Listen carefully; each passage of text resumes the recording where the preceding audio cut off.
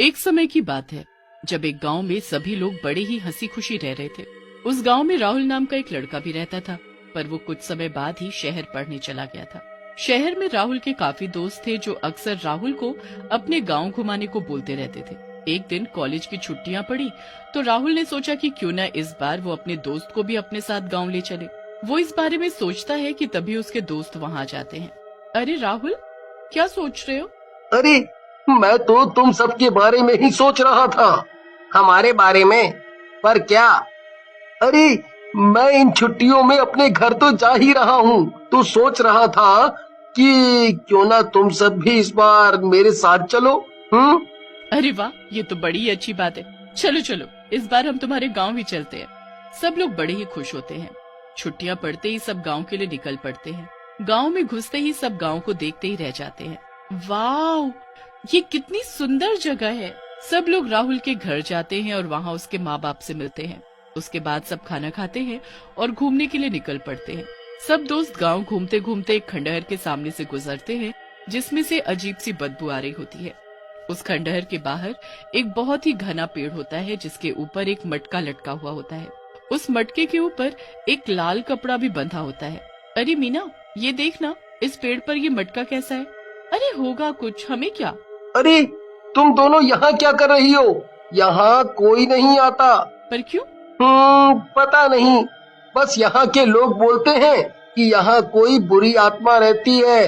हाँ, वो इसी मटके में है, तभी इसमें कपड़ा बंधा हुआ है। राहुल की बातें सुनकर दोनों सहेलियां बहुत ही डर जाती हैं और वहाँ से चलने को बोलती हैं।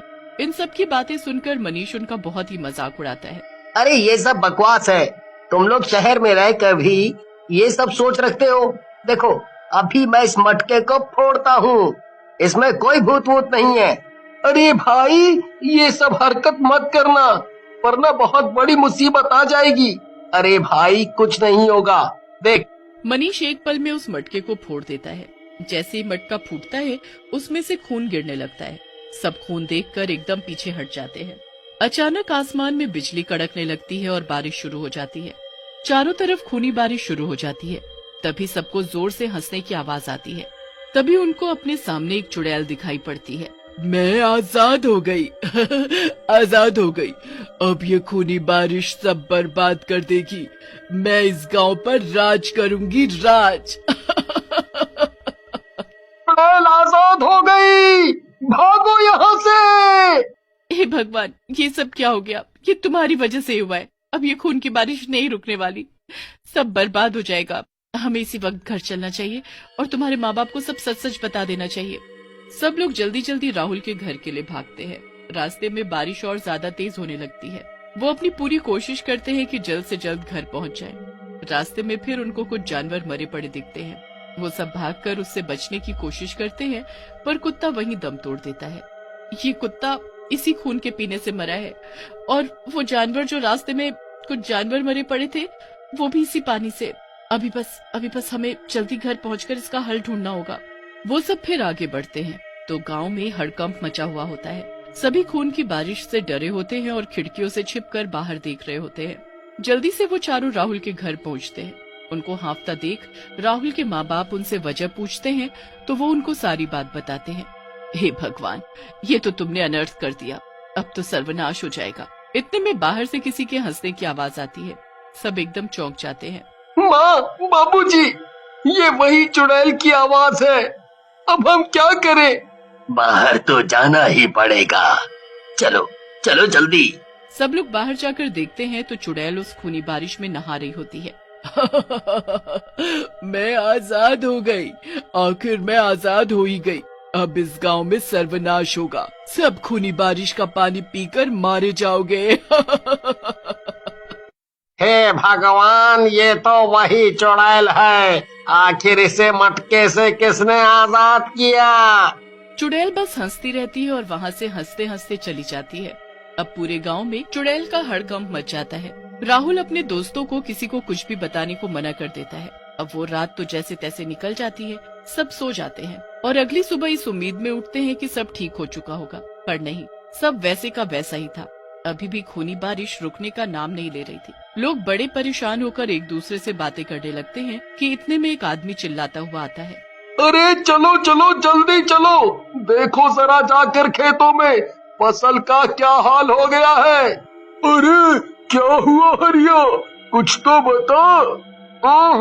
सारी फसल उस चुड़ैल ने बर्बाद कर दी। कल रात से जो खून की बारिश रुकने का नाम नहीं ले रही, उसने सब फसल बर्बाद कर दी और चुड़ैल खेतों में ही घूम रही है। अब सब गांव वाले भारी परेशानी में आ जाते हैं।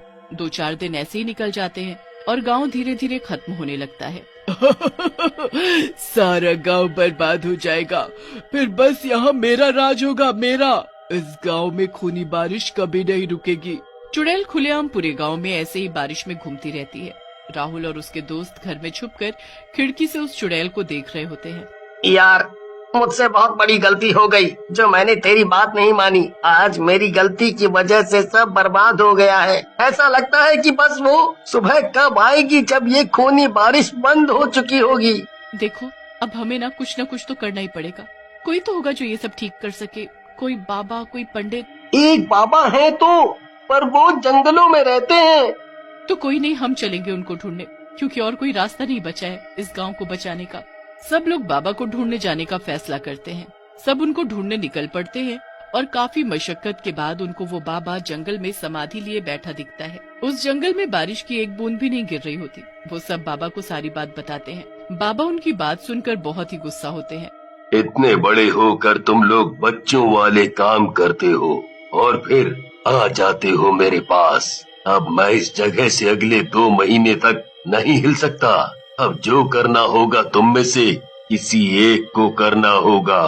क्या करना है बाबा? गलती मेरी है तो मैं ही करूँगा।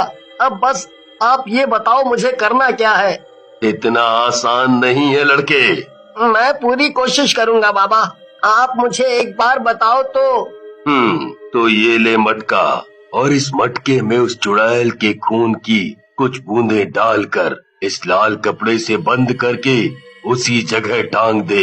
ये बारिश तुरंत रुक जाएगी और वो चुड़ैल वापस इसी मटके में आ जाएगी। मनीष भी उस मटके को बार बार देखता और बस यही सोचे जा रहा था।